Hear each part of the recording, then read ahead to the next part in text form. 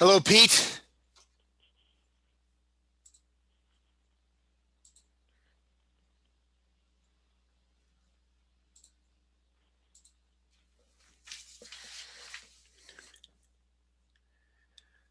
You got a new venue tonight, Pete. And you're also on mute.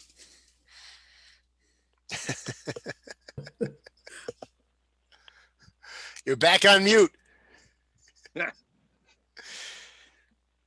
You're muted again, Pete. Nope, still muted. Okay, There you there are. we go. Yes, I'm at home tonight, which is causing me all kinds of problems because I don't have the agenda now, Chris. Oh, I'll manage Plus, the. I don't have the declaration of the emergency, the proclamation I'm supposed to read at the beginning. So maybe Oh, Mike can do that off the top of his head. Well, it's just going to be Lord of the Flies then, Pete. It's all hell's going to break loose. Who knows what's going to happen? And Pete, you never get the up-to-date agenda anyway, so I wouldn't worry about it. Just so everybody knows, I have cable 8 in here tonight. We're testing out a new system. So if I mute and it looks like I'm talking to everybody, there is somebody else in the building. Okay. So is this banter already going out to the public, or are we not yet? Yes. Live? Oh no, we are live streaming our banter.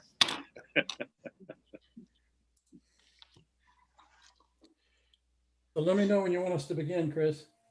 We can go. Are we 7? I got 6:59. You've got 1 minute.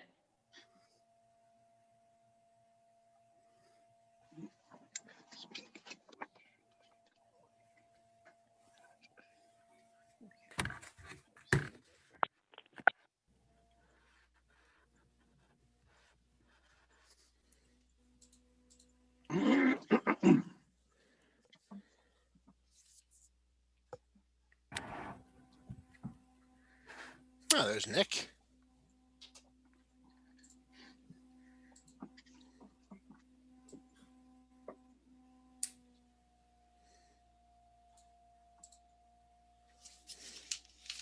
$7 o'clock. Do you want to call it to order, Pete? Very good. It is now September 15, 2020, and we are beginning the select board meeting of the town of Medfield. And somebody, well, we'll take a moment to, well, I guess we should do the emergency reading if somebody has that to read. I don't have it in front of me. Yeah, I could do it. I got it still left over. Sure.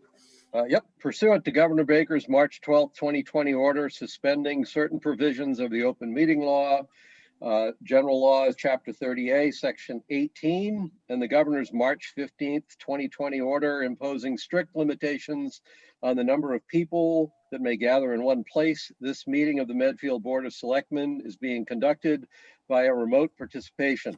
No in-person attendance of members of the public will be permitted, but every effort will be made to ensure that the public can adequately access the proceedings as provided for in the order. A reminder that persons who would like to listen or view this meeting while in progress may do so by following the instructions on the agenda and meeting notice that was posted on the town's website. Thank you, sir. welcome. We always begin our meetings with a, or at least we do now, with a moment of reflection and remembrance of the troops of the United States that are serving around the world. So why don't we do that first?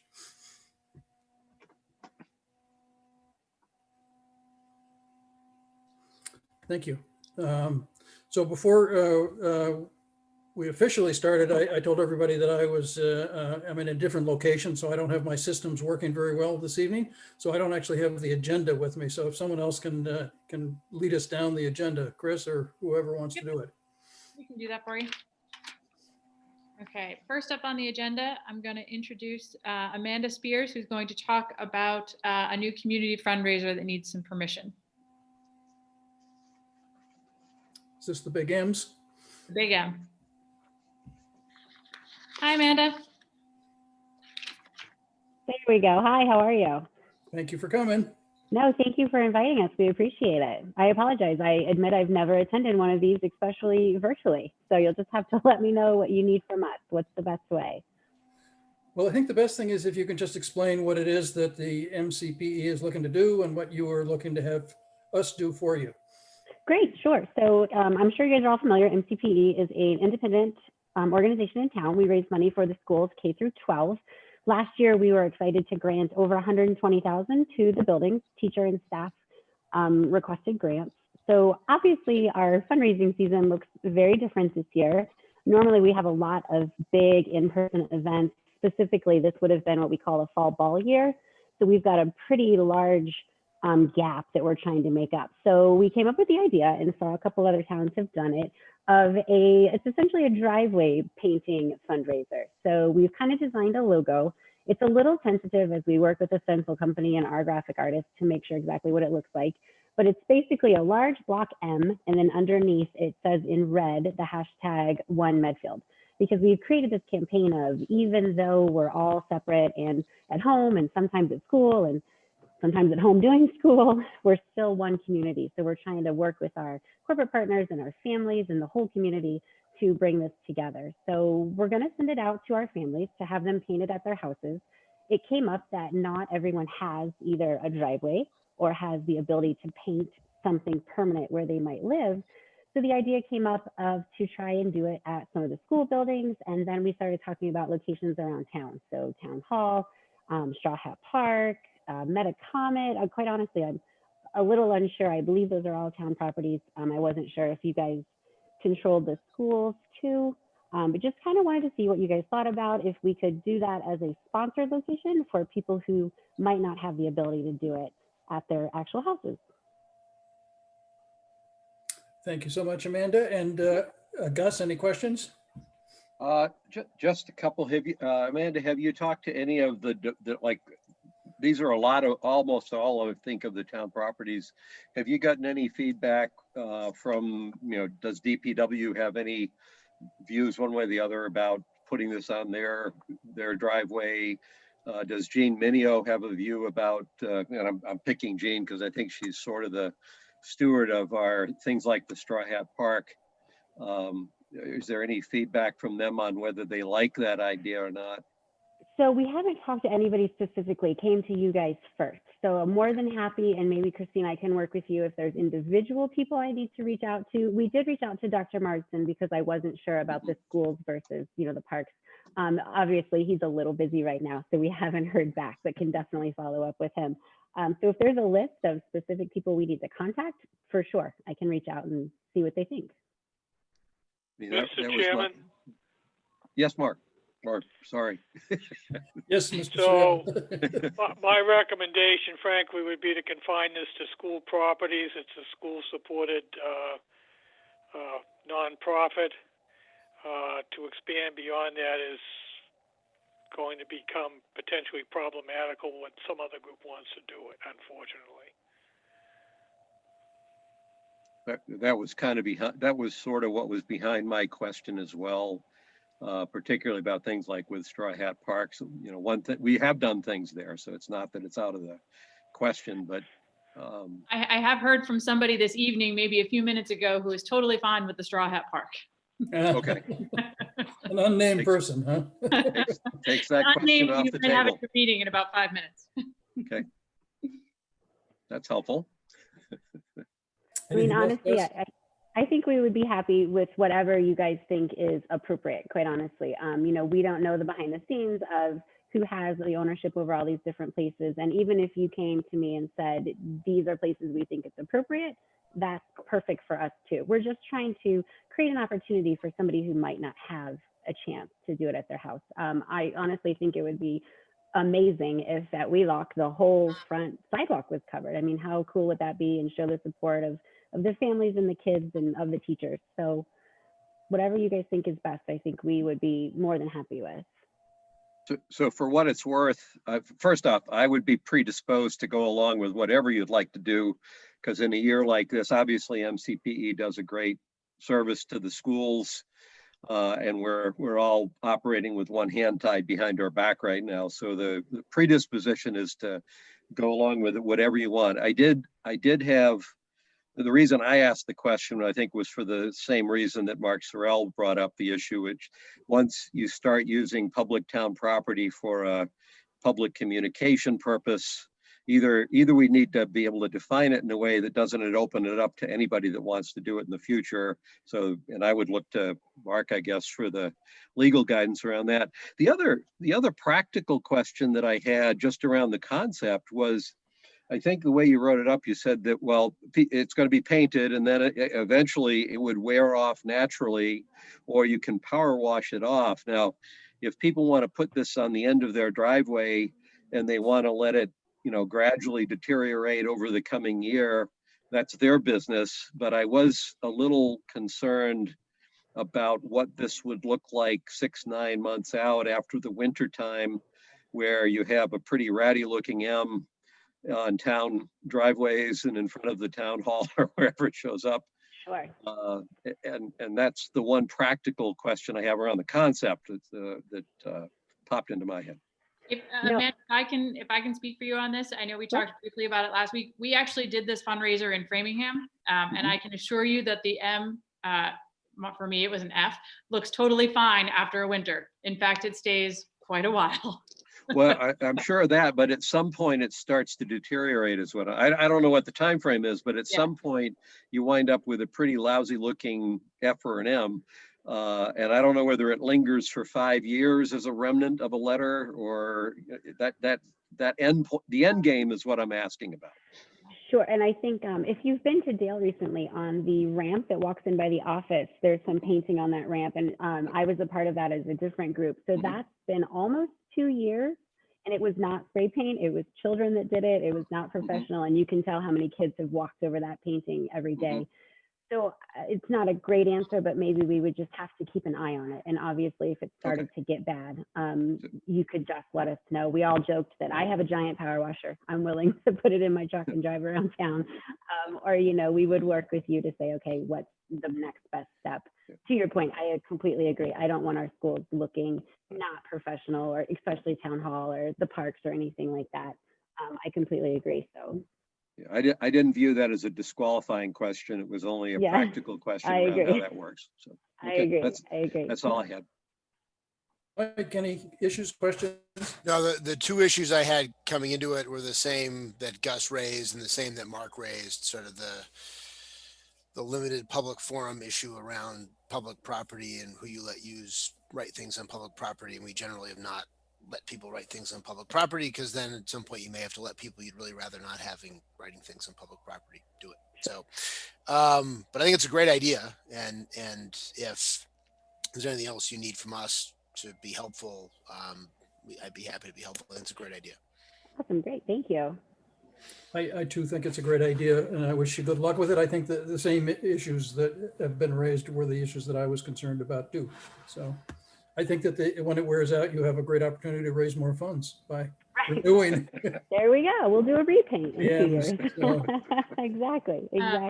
So I can work with Amanda on the individual owners at each of these properties, but you're fine putting the M at town hall and any other department heads who are willing to put it at their building? Well, I thought we weren't going to, I think we were limited to the schools. Just limited to the schools. That's yeah, Mark Sorrell said just schools. Okay. Well, if that's the case, I'm just going to throw a little twist in that to see what the reaction is. Would it be appropriate for it to be schools as well as park and rec properties? And what I'm getting at is the schools have been legally carved out in terms of protections.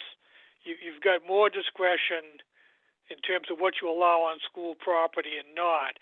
This is directly related to raising funds to support the schools. So I have no problem with doing this on school property and feeling comfortable that it's defensible, particularly as to claims of others that they should be entitled to do it as well. But once you move off the school property and expand it, then the concerns that were just alluded to generally are going to kick in. Mark, does it make a difference that this is a fundraiser for the schools as opposed to an organization just trying to send out a public statement? It provides a stronger support for allowing it on school property. Okay. But that's as far as it goes. I should ask the question too of what if someone like a Goddard, for example, that supports our schools, but as a private business wants to have that painted, is that okay? Is that not okay? Is that up to them? It's just the same as me deciding I want it on my driveway, as long as Yes. it's private It's a property. private issue. There's the public sector and then there's the private. And I guess we should be smart about, and maybe Christine, I'll just kind of keep you in the loop of if a avenue, for example, wants it, they don't own that sidewalk, I assume, but maybe they own the ramp or something like that. That is Okay. correct. Yep. Okay, because some of our sponsors, Needham Bank is one of our large sponsors through there, and we had talked about maybe we would offer it to our sponsors as we would paint it at your place, but then we would just have to talk to them about what's their private property versus what's town property. Okay. And then maybe, Christine, I can triple check with you that I have a really, really clear understanding of what's the schools. I can't think of maybe just Dale and kind of where Parks and Rec overlap. I can get a pretty good idea, I think, of what is Dale and what's not Parks and Rec. Why So, don't you so and I- the control of school property, not the ownership, but the care, custody, and control is under the authority of the school committee. Okay. So we can, Right. you and I can circle back tomorrow and talk about exactly which properties are covered by the school department. And do I need to get approval from school committee also? then? You'll need approval from the school committee. Okay. I can reach out to them. Okay. Great. Thanks, Thank Amanda. you Great very idea. much for your time. I appreciate you. it. Hopefully Thank you'll you, see lots of M's around town. Thank you for doing this for the town. Thank you. Great, thank you. Thanks for coming tonight, too. Good night.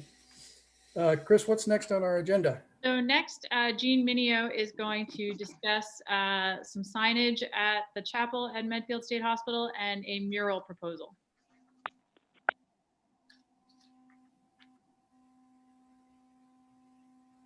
Hi, Jean. Welcome to. Hi, everybody. Hey, Jane. I don't know why my video is not working. There it is. Okay, great. Flowers are changing colors. San Diego.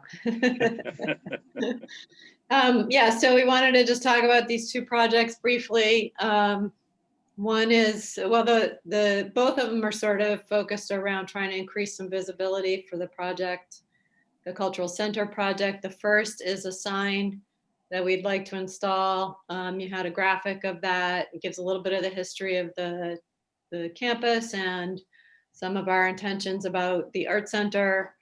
That would be installed on a little grassy area that's in between the chapel and the infirmary, so it is part of the lease. Matt McCormick's already taken a look at that, and Gary has agreed to issue the sign permit, so this may be more of just a formality, but I did want to run it past you all so you could see that. And then the This second, is on the land that you're leasing? yes. It's your land. Right? I know, but in the interest of, full disclosure and keeping a great relationship going, I don't want you to be surprised by anything. So the sign's about 3 feet by 5 feet. It's fairly sizable, but it'll have the graphic of the proposed center. Great. And then the mural idea is one that would be proposed for building 10, which is a non-historic building all the way in the back that overlooks the parking lot area. It's, I think it was a machine building or something. It's a cinder block building with a very large facing wall. It's about 125 feet long.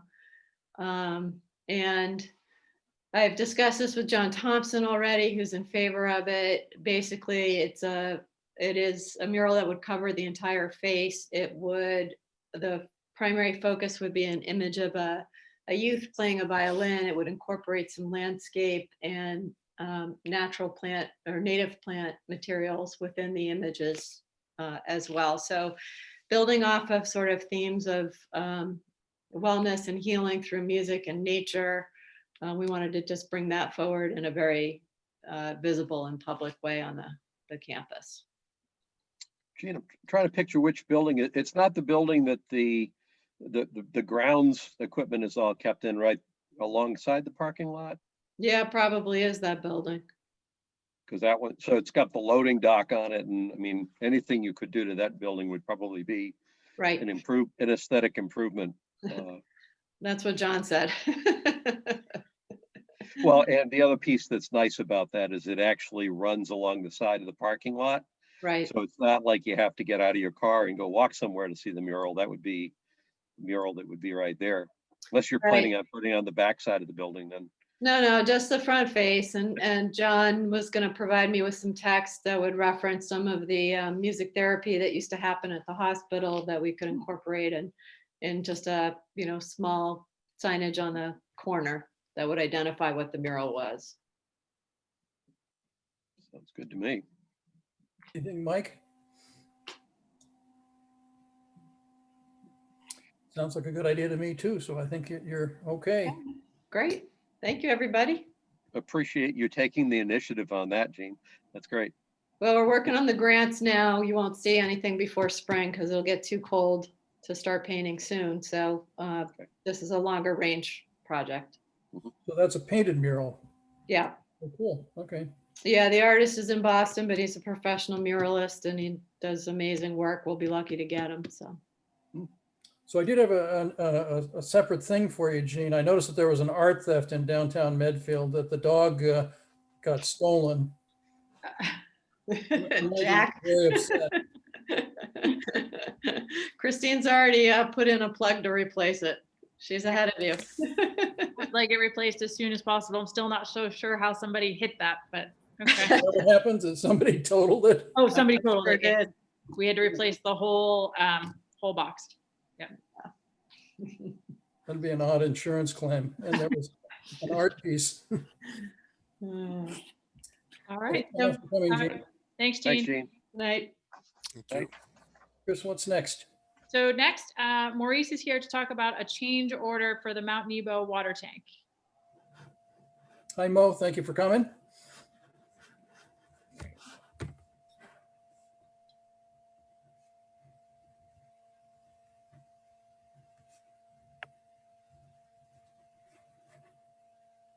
Good evening, everyone.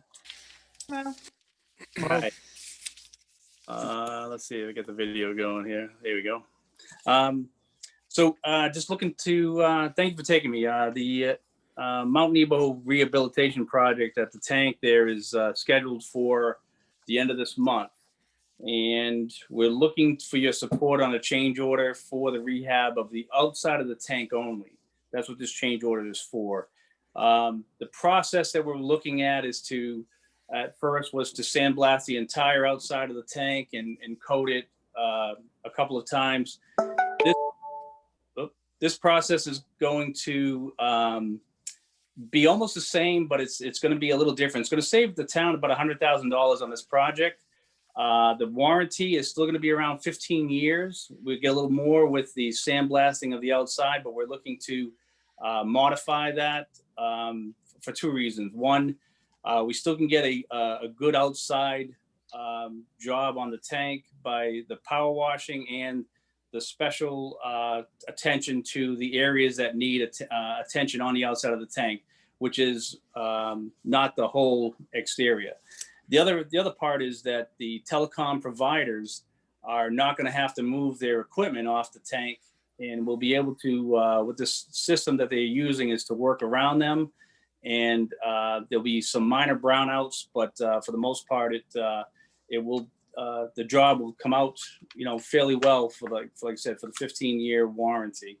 So we're looking for your support for the change order. The Water and Sewage Board has been agreeable to this change order. They didn't feel they needed to take a vote on it. So I'm asking the Board of Selectmen to sign off on it. Gus, questions, comments? Mo, it sounds like, so this is a simpler process. It sounds like perhaps it's not so thoroughly refurbishing the outside of the tank, but nonetheless, the warranty on what the work is basically the same period of time. Yeah, it's a little less, but the work that needed to be done, if you looked at the tank, the bottom half of the tank has more issues than the top half does. Mm-hmm. So by doing this, they're still going to take some time to rehab some of that area where we need it the most, but the rest of it being power washed does not need to have the full rehab as we had planned in the beginning. So it's going to cut the cost down, and but we need the change order signed for them to proceed, and they're looking to start on the 28th of September. Okay. And then the long-term implications of this, even though it's got a warranty that's almost as long as the original, we still wind up with a properly maintained water tank 15 years from now. We're not pushing any liabilities off or potential liabilities off into the future with this. No, the outside of the tank is the only part of this that's being manipulated there. The inside of the tank is still going to have the same process that the original contract was for. So okay. The inside of the tank is going to be more important than the outside. Outside is really for aesthetics, but it's also to make sure that we take care of it. With the 15-year, the coatings that they put on are special coatings. So it does allow us to have that outside be safe for the next 15 years anyways, Okay. which is about how long we need to do for regular maintenance on it anyways.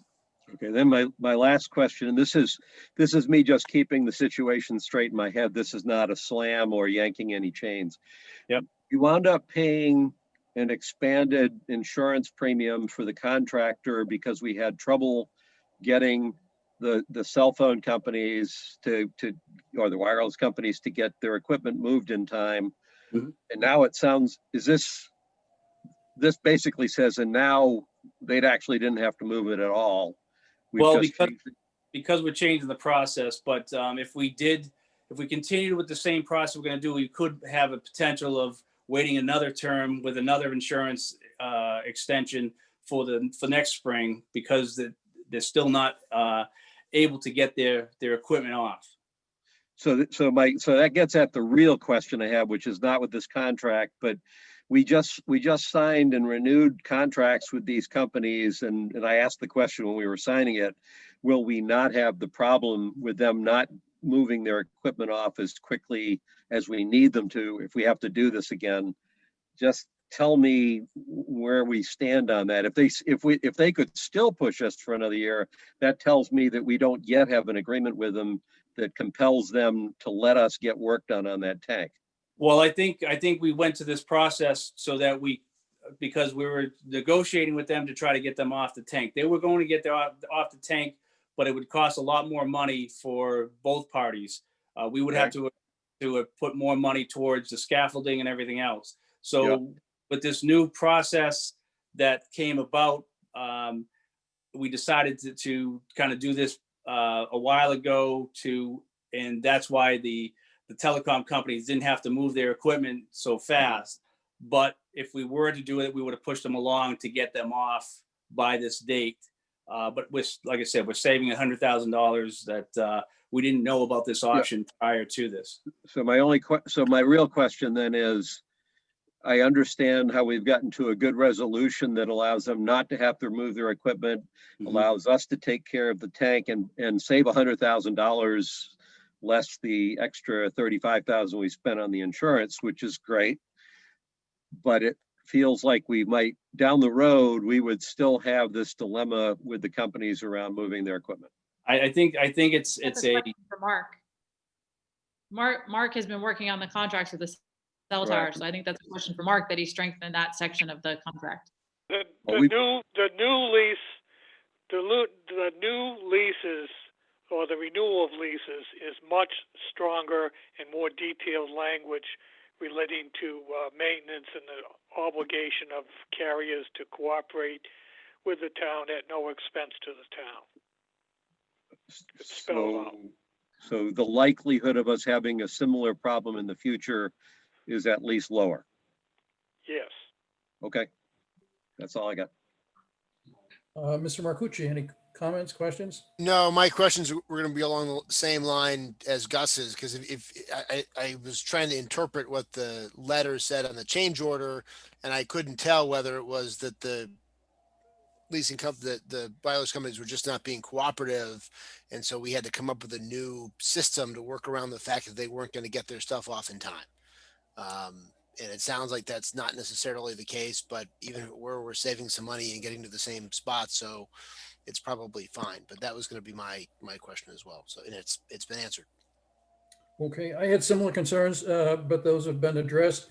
My other question, Mo, had to do with the fact that from listening to Mark over the years, I understand that it cost the telecoms huge amounts of money to take their equipment off of the water tower. So that was always an important contract provision for us to have. Given the fact that we're saving them a ton of money apparently by doing this, is there an opportunity to get them to contribute some? That would be part of the lease agreement. I really don't think we have any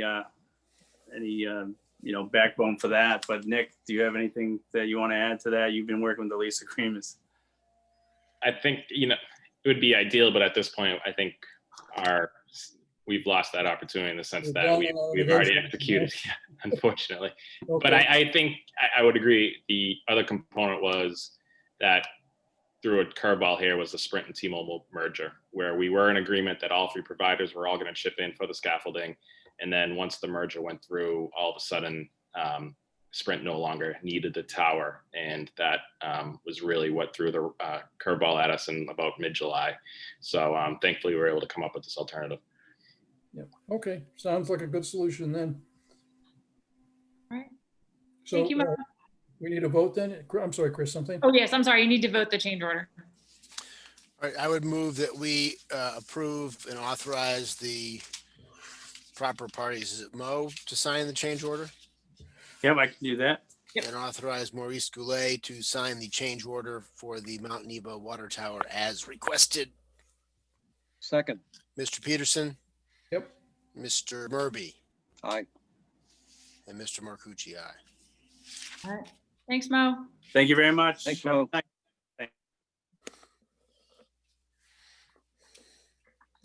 Night, Mo. All right, next on the agenda is the COVID status updates. I'm going to move that to the end of the agenda, and our next discussion item is talked about the Dale Street School project process update. So let me just promote Mike Quinlan, who's here to talk to you about that.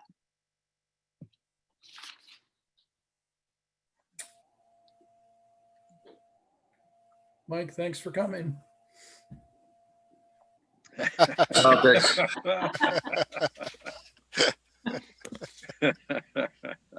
Sorry, I was gonna get all dressed up for you guys, but Celtics are in the Eastern Conference Finals, so. You're lining up right, just perfect with that leprechaun hat there, Mike. It's a really good picture. So what's the score, Mike? It's almost like a press conference. Right now, the score is tied. 44-44. Sorry, I should have said spoiler alert. So I wasn't planning on coming, but Christine mentioned that you guys might have some questions for me about process. So I don't have anything planned. So really looking at answer questions you might have. I had requested this agenda item just because of the rescheduling of the Board of Selectmen meeting so that the three of us could talk about how we're going to conduct the meeting next week and make sure, particularly for Gus and Pete, who are not going to all the school building committee meetings, although I think Gus was at the most recent one, what information they're going to want, who they want to be there, what they're going to need in terms of making the decision and the vote that the Board of Selectmen is going to have to make after the school building committee meeting. Because I wouldn't want to be in a situation next week where we're having the meeting and somebody has a question, Peter, Gus, and you don't have the right person there, Mike, to answer it. Right. And then just in terms of how you plan to conduct the meeting with respect to public participation and all the rest of it, just so everybody knows what to expect and how it would operate. I thought it would be better to talk about that in advance. It is, yeah. Instead of just sitting there next week looking at each other like, well, what are we going to do now? So, not that we ever do that, but just to avoid that happening. Yeah. Well, I guess my hope would be that we could have as much public participation as the public wants to have with us. And I guess I would hope that the people that have been involved in the planning would be able to be available if Gus or I or any of the public have any questions. Yeah, of course. So I'll just walk you through sort of what I was thinking and we could tweak it as you see fit. So the way this process typically goes, we as the school building committee that serve at your pleasure, are here to make a recommendation to you. We're the ones that have been in this from day one and been through the multitude of meetings that will get us to a point where we will officially vote a recommendation to you on the proposed solution. So that vote for us is a recommendation to you, and then the vote for you would be to accept that. So we do plan to have a full presentation ready for you. We will go through the process that we went through as quickly as possible. We will outline all of the reasoning behind our recommendation. I will have the full team with me in terms of our OPM and our design team. And if you feel other members of the consultant team are needed, I'm happy to get them on board. But the idea is to spend, a good amount of time giving you a presentation of how we made the recommendation that we made, and then leave it to you to ask questions from there. And then the public can certainly ask questions as well if you want to do that before you take any action. Gus, any thoughts? Yeah, I guess I do have several questions, actually. First one, from a process standpoint, Mike, the building committee is going to vote on this prior to it coming before the Board of Selectmen.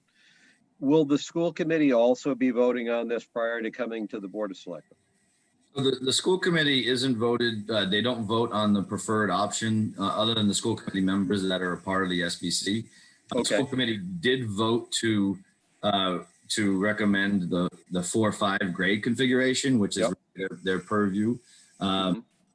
Obviously the school building committee hasn't formally voted that, but I'm fairly certain that's the way it'll go. Would be a 4-5 configuration. I don't see anybody putting up resistance to that, nor do I see that from the Board of Selectmen, but that's up to you. And so it's a matter of selecting between the options of the 4-5 configuration. There are 3 at Dale Street and 2 at Wheelock. And we would select a preferred one based on the committee's opinions. Okay, so I'll ask the question a little bit differently with regard to the school committee. By the time we take it up as the Board of Selectmen, although the school committee doesn't hold a formal vote, there's no reason why we should be concerned that the school committee itself is not on board with what the building committee has recommended. Correct. Okay. Then the other, this is a semi-question comment, I guess. The one, because I'm aware of some of the discussions that have been going on out in the public in the last week or two. Heard a thing.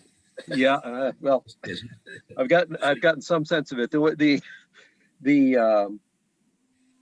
concern I would have, and this is, I realize I'm putting pressure on the building committee probably here, but I think it would be a mistake for the public hearing on the details of technical arguments to be adjudicated in a Board of Selectmen meeting next week. And the only reason, it's not that I'm afraid to do that, it's that I don't, except for Mike, maybe, I don't know that Pete, you or I have the in-depth background and detailed knowledge of how those issues have been dealt with to be able to do anything other than arbitrarily second guess the building committee. And I personally don't want to be in a position to do that coming from a position of semi-ignorance. I guess there will be some issues or questions I think I would have just based on me looking at the logic around, the information that you provide.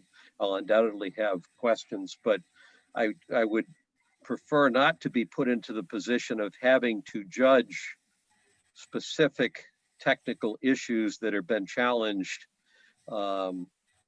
where that's the forum where we figure all that stuff out. I just don't think it's the right place to do it. It's fine for the public to still disagree with where the building committee comes out. It's just a matter of making sure that we hear the rationale so we can judge how solid the rationale is and not be worried about a process breakdown or something like that. So I mean, I think Gus, to that point, I mean, the way I've kind of thought about it is, you know, we have to, I think we're going to be in a position of accepting or rejecting the recommendation of the building committee.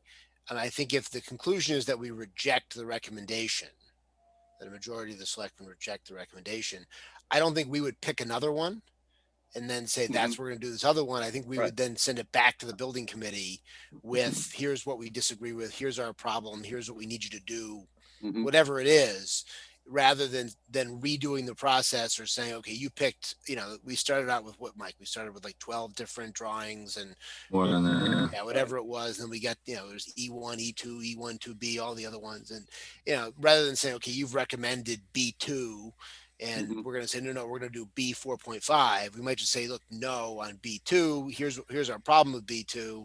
Go back to the building committee, and the building committee then has to talk it out again and either come back with a better argument or take the feedback from the selectmen and make a different recommendation of one of the other options. I think to your point, Gus, I don't think we should be redesigning the building and saying, well, we should put the driveway someplace else, or I like this one, but let's Right. put more window. You know, I think to your point, it's an up or down on the recommendation. And if it's a down, then it goes back to the building committee to do some more work. Does that make sense? Yeah, it's close. That's not exactly. I mean, certainly I agree with what you just said, Mike. What I was getting at, and I agree with the fundamental point you make, which is either we accept the recommendation or we don't accept the recommendation, and we provide constructive feedback on why we didn't accept it. That's what we should do when we deal with this. What I was getting at is I also would not want to be put in a position where we don't accept the recommendation because there's sufficient chaos in the conversation that we have at the Board of Selectmen's meeting, that it's not that we positively know that we don't want the recommendation. It's just that there seems to be sufficient confusion and chaos that we're not prepared to commit to that recommendation. That's the situation I would like to avoid at our meeting, Look, if possible. I think if that were to happen, I think then we would, you know, we'd have to, whatever the source of the chaos or confusion, we'd have to figure out how to sort it out. I agree with you. I think it shouldn't be, you know, it's not going to be, well, either you say yes by 9:30 or the offer explodes and it goes back and it's a no. I mean, if there is chaos and confusion at the meeting, hopefully not caused by us, but who knows who would be the source of it. Then I think we have to sort out what that is, what the issues are. And it may be, look, there may be, you know, 3 things we need to get answers from coming out of that, and then we'll go back and get those answers if that's the result. I think, Mike, do you want to just talk a little bit about the calendar and the next steps in the process after that? Yeah, so really this decision that we're at, the decision point that we're at right now, which is called preferred schematic, is basically, then we've whittled down from the PDP phase originally, which was really about educational program and how the facility would operate, that type of thing.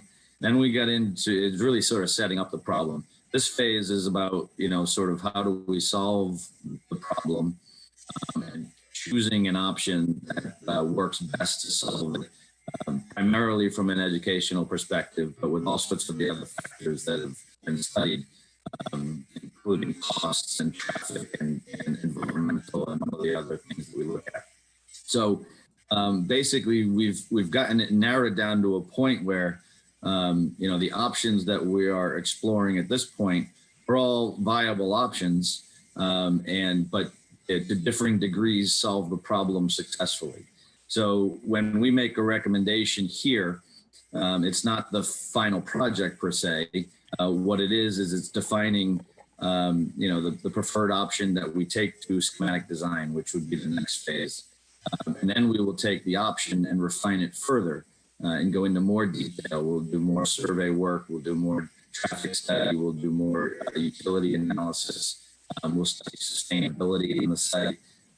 So there's another level of detail that'll get layered on during the next phase in preparation for schematic design. And unlike how we run municipal projects, municipal capital projects, the MSBA basically negotiates the project funding agreements, you know, at the end of schematic design. So we're making decisions about what project budget is going to be, in a very different way than we typically would. A lot of times what we do in the last couple of projects is we come with hard bid numbers.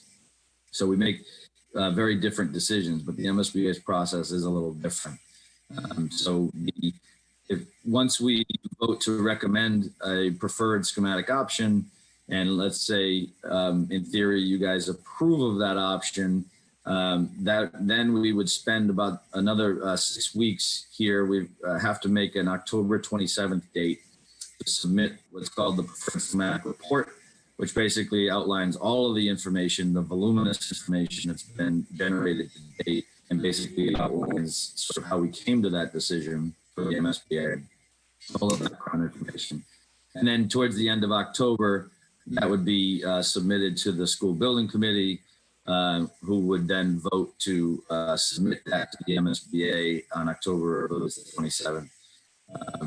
And then subsequently, the MSBA receives it, reviews it for completeness, and the plan would be, if they approve, would be to go in front of them in December, in front of the board, where the board would have to approve our submission and authorize us to proceed into the next phase, which is schematic design.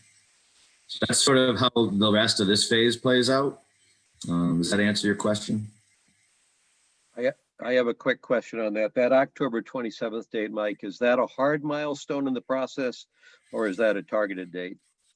It is a hard date for, so the MSBA only meets on certain, the board only meets on certain dates, and the submission dates for those board meetings are well in advance of them because they have so much work to do. So if we miss that date, that puts us back, I believe, by at least 2 months. The problem with that is that we're given a certain amount of time to complete the entire feasibility study period, and the PSR is part of that.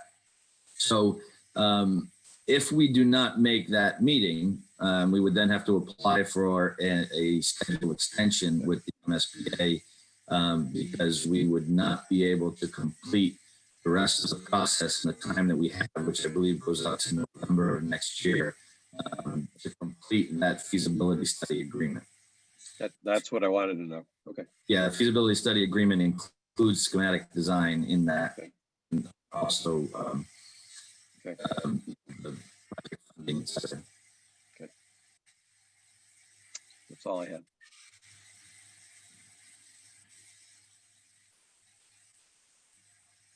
Anything else from anybody? Well, I So, guess- Gus, just sorry. Go ahead, Mike. One thing, Gus, you had mentioned sort of technical details, and I think some of the things you're referring to we're going to address tomorrow. And, some of the things that have come up, generously are ill-informed. So we're going to address as much of that as possible tomorrow, and I can't promise that it won't get repeated because it's been addressed previously, but we're putting up more data and more evidence of why they do not need to be things that we should be talking about at this point. They're not concerns. And so I just reviewed a presentation that the design team scrambled to put together to really get more information out there for tomorrow night. Obviously, the Zoom last week was unfortunate, but at least we have the opportunity to provide more information tomorrow. So speaking editorially for myself, having at least followed some of the ongoing conversations that are occurring primarily this week and the end of last week, the one that, and I haven't dug into all this stuff yet, but the one that resonated to some extent with me was it appeared to me that the cost information between the Wheelock option and the Dale Street option, even without the contingency issues there, it still looked like Wheelock was slightly more expensive, was more expensive. And so to understand what the benefit of that more expensive, if it is in fact more expensive, to understand what the benefit of that more expensive option is something that's not yet clear to me. And then this is not principally for you. It's actually not principally for any of us here. but a personal reaction I've had to the number of emails that have come in, at least as bank shots to the Board of Selectmen through Christine this past several days. I'm mindful that most, although not all, of those comments are coming from people who live in the Wheelock vicinity. And so I'm trying to differentiate the objective technical arguments about the option from the fact that people who live there would really prefer not to have a school there. So one of the things I'm curious about, and I'm bringing it up here in public so that if there's anybody out there who's listening in, I am curious about whether the Dale Adams North Street communities, like we hear an awful lot of what the people who live down near Wheelock think about this because of its location.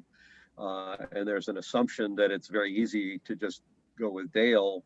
I have not heard very much about what the people surrounding the current Dale Street School think. And it's possible because they're used to it and they like it and it's not a problem, or it's possible that they haven't gotten as energized. And so I'm hoping by next week I'll have some read on whether just that public preference it blows in both directions or only in one direction. I can tell you that just my 2 cents on that. The reason that there has been a lot of communications from the local neighborhood in Wheelock is because of concerted effort to push that to occur through all sorts of communications and certain communications, some inaccurate and some accurate.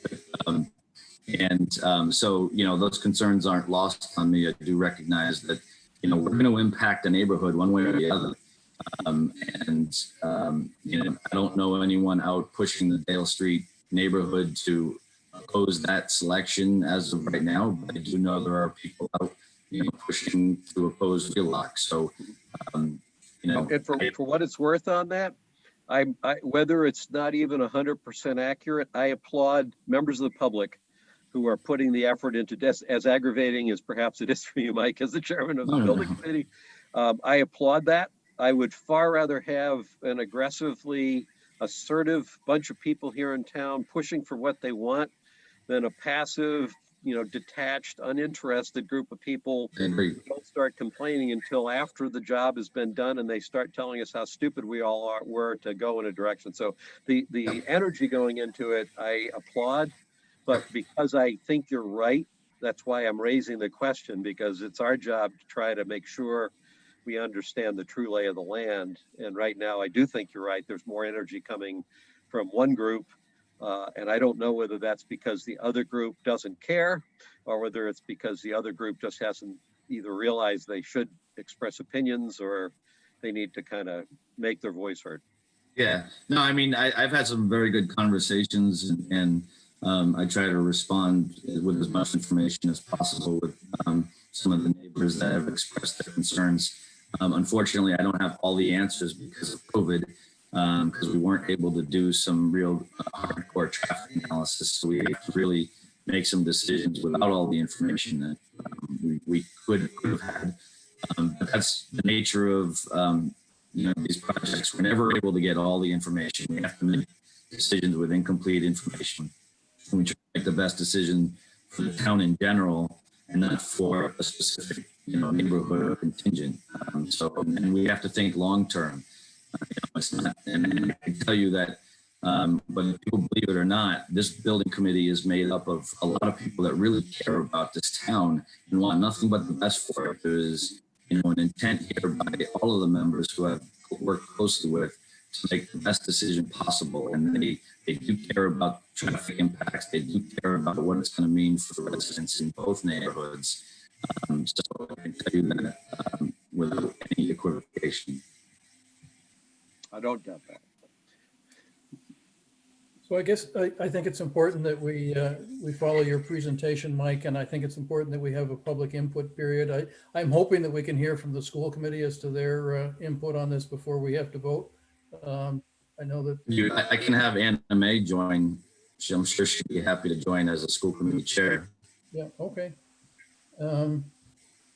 it would be certainly good to hear from them or hear if they have taken a vote as to what. Yeah, I think, you know, having Anna Mae and certainly Dr. Marsden as well, you know, they're both members of the school building committee, and they've been a part of this process, and I can certainly have them be part of it. I think that it's important because it's often forgotten as we talk about money and traffic and you know, utilities, is that this is about educating students. This is about, you know, making sure kids have the best experience in elementary school.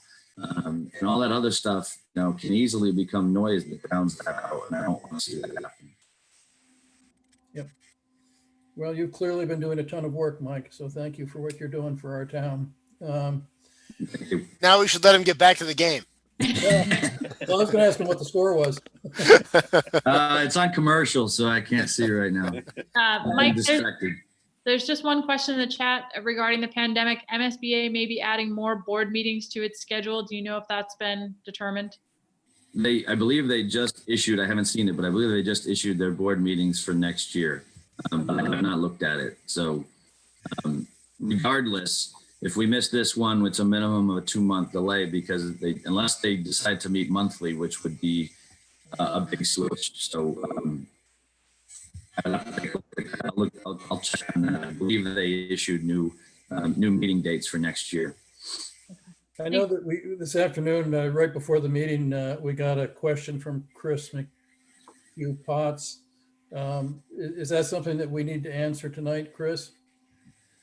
I think Mike, you're involved in this even more than Chris is, maybe.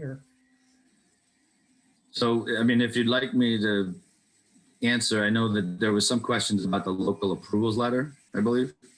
yeah, the local action certification. Local action certification, yeah.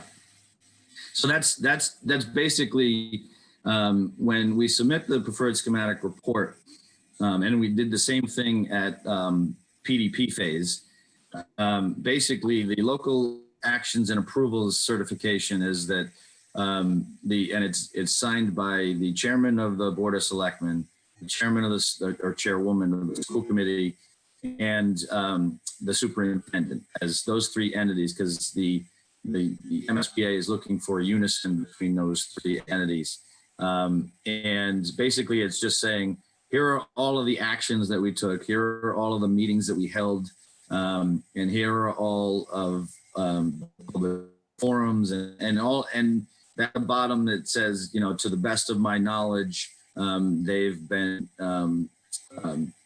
these actions have been taken according to open meeting law. That's specific language, but and so typically this is just signed by the chairman of the Board of Selectmen, the chairman or chairwoman of the school committee, and the superintendent. It's not typically something that is voted on. It's really just sort of a housekeeping thing typically.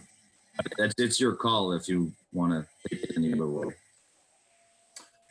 I noticed in the Arrow Street materials that the PDF that got sent around that there was a list of the meetings, and it was hugely impressive, the number of meetings that have been held. We're over 40 so far, just since the beginning of the MSBA process, and those are all publicly posted meetings. Not all of them are SBC. That includes Board of Selectmen. It includes school committee. It includes energy committee. It includes community forums and visioning sessions. So it's well over 40 right now. A lot of work. So the next question, Mike, was when will the BOS have access to both the preferred solution documents and the draft PSR, and how much lead time will they have to review before signing? So the Board of Selectmen don't typically sign or review the PSR. It's basically a compilation of all the documents. We did the same thing at the PDP phase. Basically, the Board of Selectmen are voting to accept our recommendation for the option, and the PSR is really administrative. It's just assembling all the documents associated that the MSBA needs to review. And all those documents have been reviewed and in a public forum already.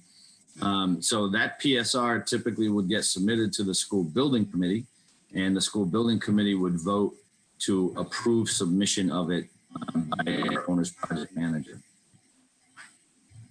And so currently, according to the schedule you have, The PSR is to be submitted to the SBC 2 weeks ahead of the submission date.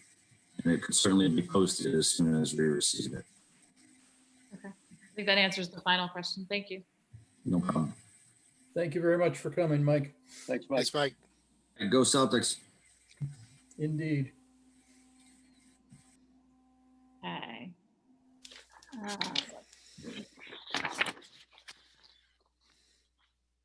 One second.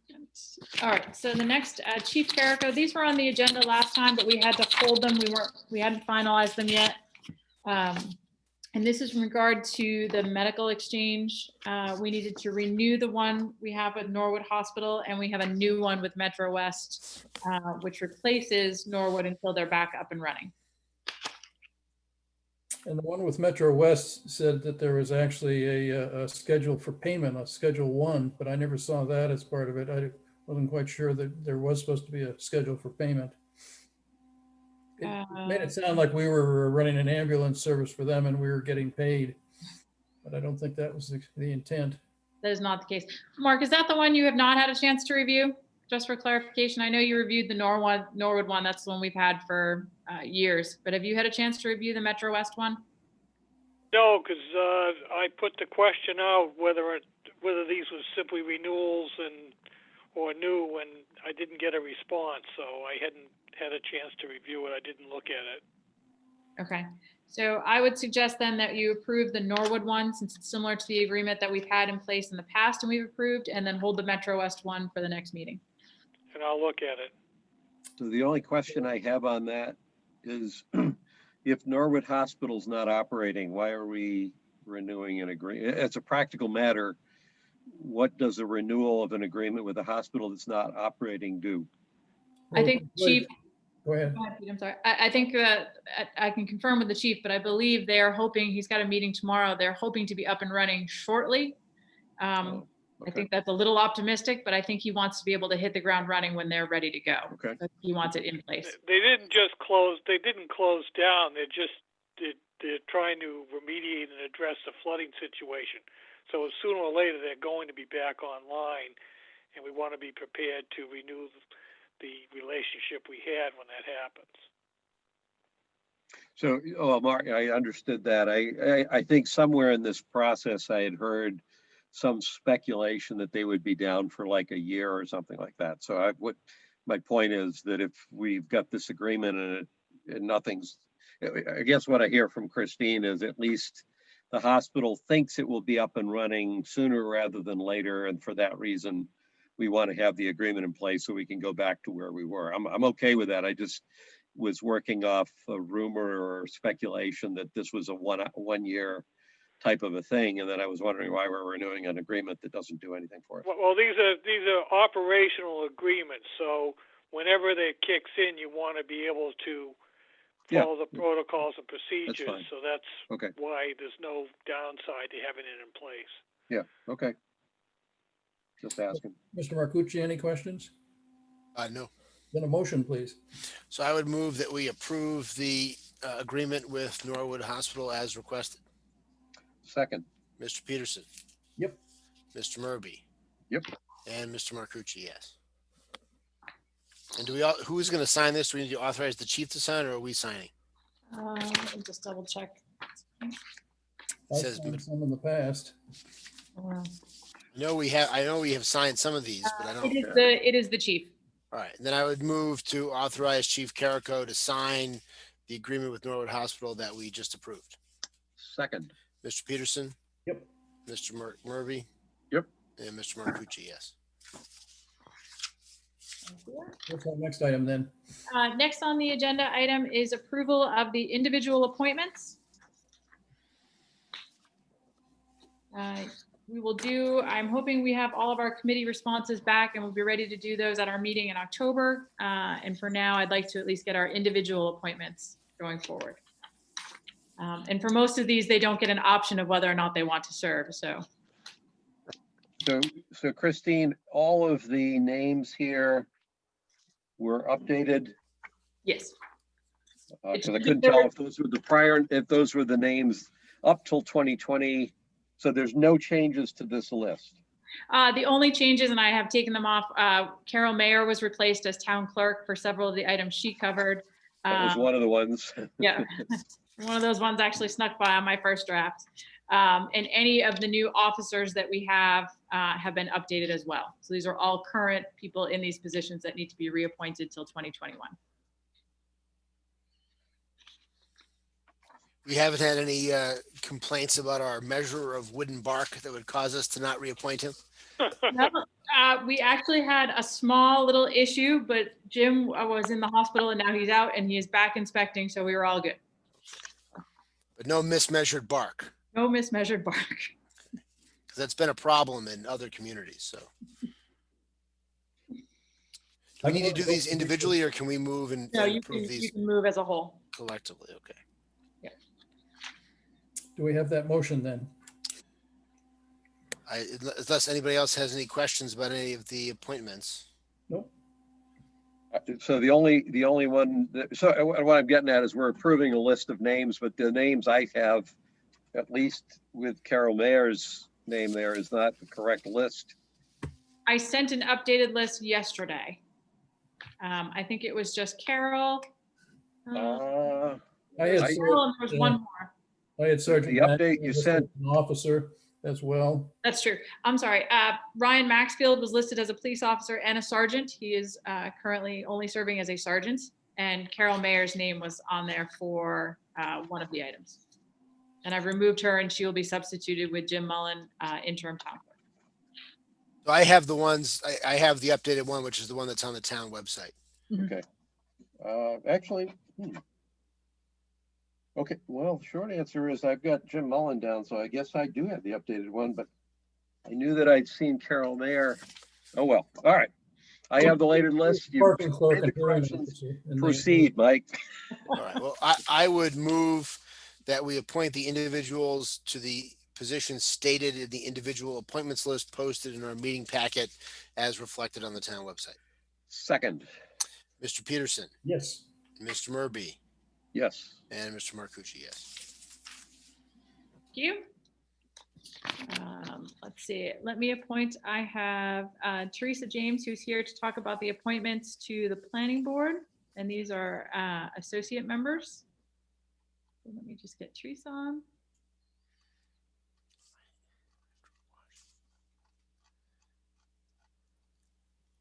Teresa, thanks for coming. You bet. Thank you.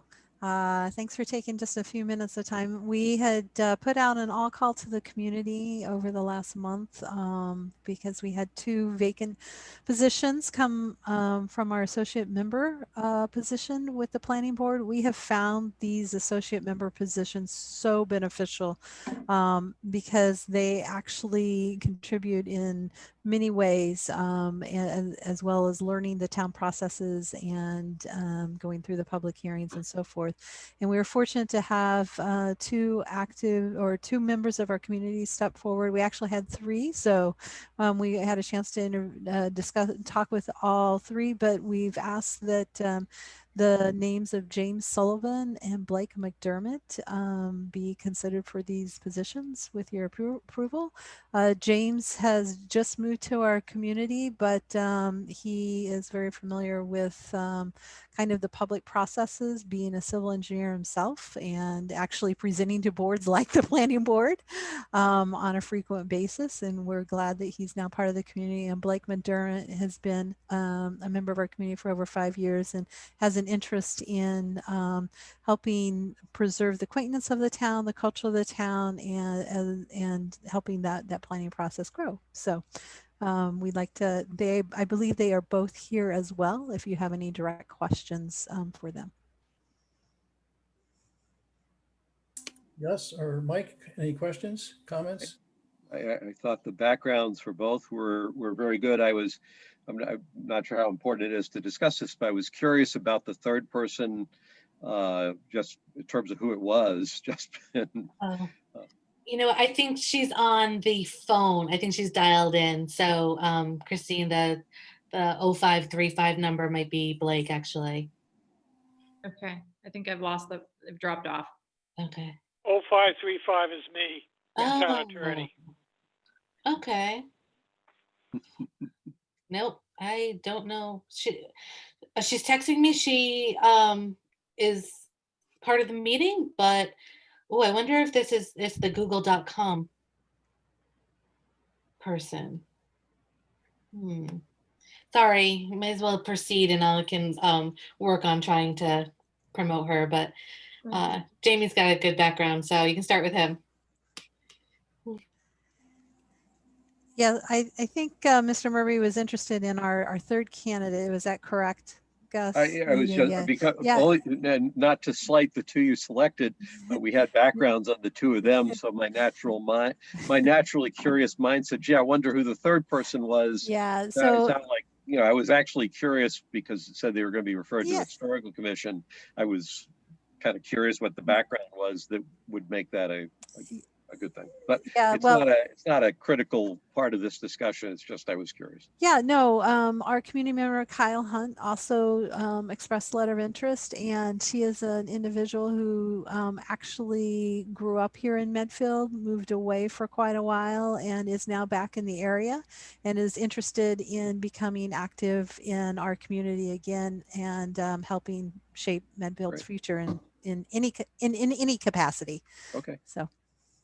That's all I wanted to know. Thanks. Sure. Sounds good.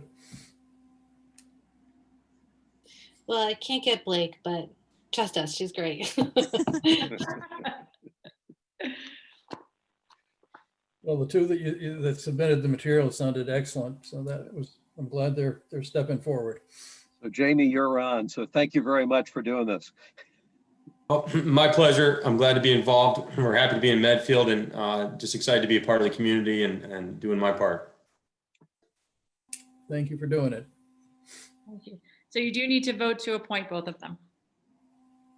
So I would move that we appoint James Sullivan and Blake McDermott as associate members of the planning board. Second. Mr. Peterson. Yes. Mr. Murby. Aye. And Mr. Marcucci, aye. All right. Thank you. Congratulations. Thank you. Jamie. Thanks. Thank you Thank for you your so time much. tonight. Appreciate your time. Blake, if you're out there. Yeah.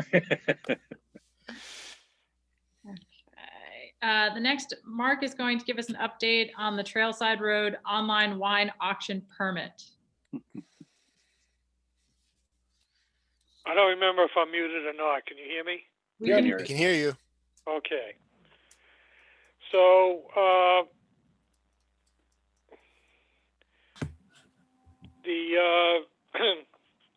I guess this is consistent with a conversation that I had with Nick about this. The ABCC has specific procedures for charitable wine auctions. And first of all, there's no provision for an online auction. It's anticipated that it would be a physical location. It's required to be a physical location at this point, and a licensed establishment or the headquarters of the qualifying charity. But fundamentally, the requirements for a qualified charity by the ABCC are a nonprofit corporation. It says specifically nonprofit corporation. So for my colleagues who are attorneys, that's a Chapter 180 corporation, which apparently is not the case with this applicant to begin with. If there were, you then would move on to the fact that it has to be a physical location unless the ABCC advised us otherwise. And oh, by the way, they were describing logistically that they would have the online auction, and then certain volunteers would drive to Martinetti's warehouse in Taunton and bring back the donated wine and distribute it. That in and of itself is an illegal transportation under Chapter 138. You can't do that. So there's a number of levels here that this just doesn't work as proposed. That sounds like that pretty much takes care of that issue then. Like to me. Questions or comments, Mr. Marcucci? No, Mark, thank you very much. And Nick, thanks for your follow-up on And this. just if anyone doesn't want to take my word for it, if you go to the ABCC's website and look under apply for a special license or a permit, this is all spelled out. Okay, thank you, Mark. We trust you, Mark. Hey, Mark, by the way, can you raise my bid to 20 on that cap? I didn't tell him about that. All right, we'll notify the applicant that it's not approved. Chris, our next item. Our next item, actually, I'm going to combine this with my administrator updates. The drive-in that we had over Labor Day weekend was an incredible success, both for Coolidge Corner Theater and I think for Medfield. It was a really great event, well attended, and they would like to do 2 more this year if you will agree to it. They are requesting September 24th to the 27th, which is very soon. And they would like to show Vertigo all 3 nights. And then they'd like to also host October 9th through 11th. And they'd like to do a Halloween theme. So they have a couple of different options. They would like to show a double feature for Halloween, and it would be Frankenstein and Dracula, the 1931 versions. They would also could choose They Live and The Thing, which would be the John Carpenter double feature, or they would show Halloween 2 and Halloween 3. So they just wanted to know if you had a preference for what they show, or if they can just move forward picking any of those. Well, I mean, once you have thrown They Live in there, you can't pick anything else. I mean, once They Live and Roddy Piper are involved, you just come on. Like, why is there? What else are you gonna have? That was their number 1 choice. Oh, May I interject and suggest Rocky Horror Picture Show? I think that would be a great one. So if it's okay with you, they would like to do a license agreement for the same terms that we did on the last. We share the profits at the gate, which for the last showing should be roughly just under $6,000 for us. We're just waiting for the final numbers to come through. So that's great. It'd be about 5,000, I should say. Do you think we'd be able to do any kind of any of the food trucks or the rib folks or anybody up there in conjunction with it? So we did, and we did that during the Labor Day one. Yeah. We had Friday night was the hot dog guy. Saturday was ribs, and I believe we had the ice cream. The local ice cream truck every night. And I'm not sure about Monday. Monday was a holiday, so they had a little hard time getting somebody. But he's been very active trying to get as many food trucks up there each night as possible. Okay, so I was there Monday night, because one comment was, I don't know where the food trucks were, but I couldn't spot it. But maybe that would explain why I didn't see one on Monday. Okay. Yeah, Monday night was a hard slot to fill, apparently, even in a pandemic Labor Day. So if you're doing a double feature, they must start earlier at night? The October one, they'll be able to start a little earlier, to be dark a little earlier. So okay. That may be after the time change. It will. Yeah, it should. No, time changes after Halloween now. So. Oh.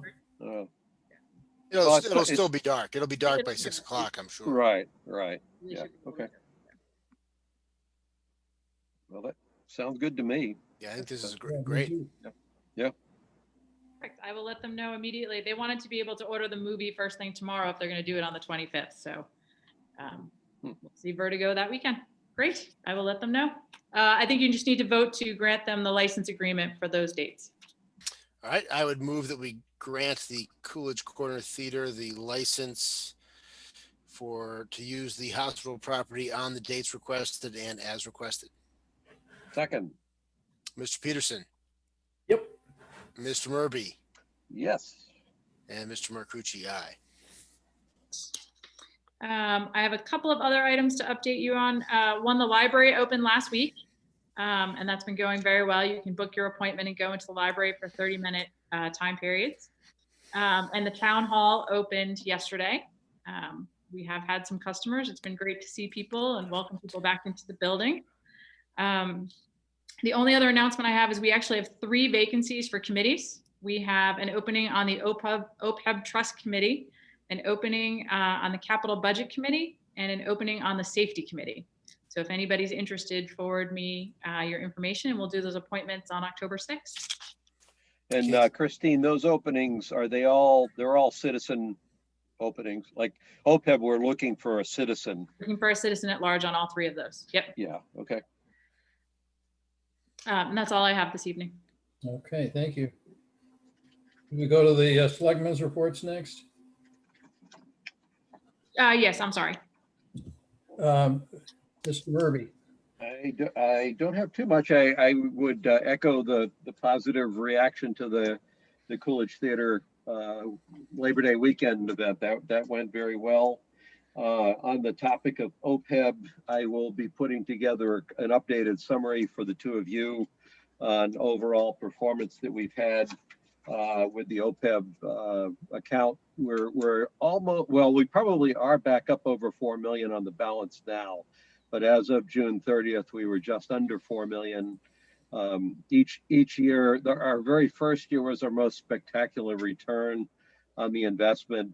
So it's been creeping downward, but it is still positive. And the data I'm using is as of June 30th, which was when the market was kind of particularly down. So I'll have the more detailed information for you at our next meeting. But we did have our meeting, and it looks like we're going to keep going the same direction. The only point that we covered in the discussion during the meeting was that what we have been doing is taking the full amount that has been approved by the town and depositing that as we basically sent it in on the 1st of July at the beginning of the fiscal year.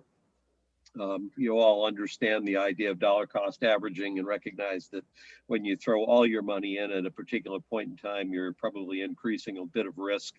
So we did that this year, but especially this year because of what's gone on with the financial situation in town.